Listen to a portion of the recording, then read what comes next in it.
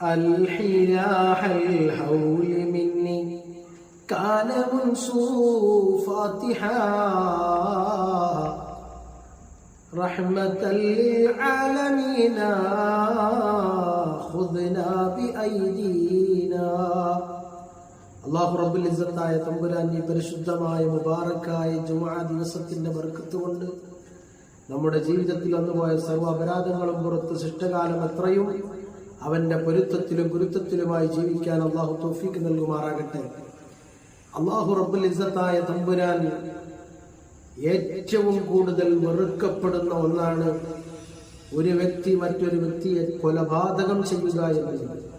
ഇസ്ലാമിൽ ഒരു മനുഷ്യൻ മറ്റൊരു മനുഷ്യനോട് ചെയ്യുന്ന ഏറ്റവും വലിയ തെറ്റ് കൊലപാതകമാണ്. അള്ളാഹുവിനോട് ചെയ്യുന്ന തെറ്റ് അത് ശിർക്കാണ്. എന്നാൽ ഈ കൊലപാതകത്തിന്റെ ശിക്ഷ എന്ന് പറയുന്നത് ആ ഒരു സംഘം ചേർന്നാണോ കൊല ചെയ്തതെങ്കിൽ ആ സംഘത്തെ കൊല ചെയ്യുക എന്ന് തന്നെയാണ് ഇസ്ലാമിന്റെ വിധി.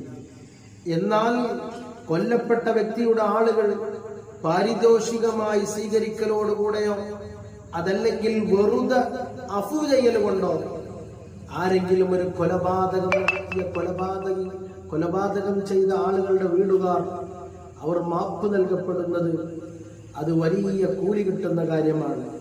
പരിശുദ്ധമായ ഖുർആൻ അങ്ങനെ തന്നെയാണ് പറയുന്നത്. ആരെങ്കിലും അഫു ചെയ്യുകയാണെങ്കിൽ ആ കുടുംബത്തിന് രക്ഷയാണ്.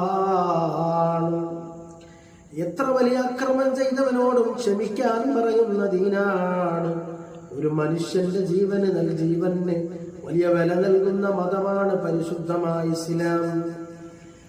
അതുകൊണ്ടാണ് എന്റെ പ്രിയപ്പെട്ടവരെ, നിസ്ബപ്രിയ എന്ന് പറയുന്ന ഒരു പെണ്ണിന് വേണ്ടി എന്ന് എത്രയോ ആളുകൾ അതിനു വേണ്ടി അധ്വാനിച്ചത്.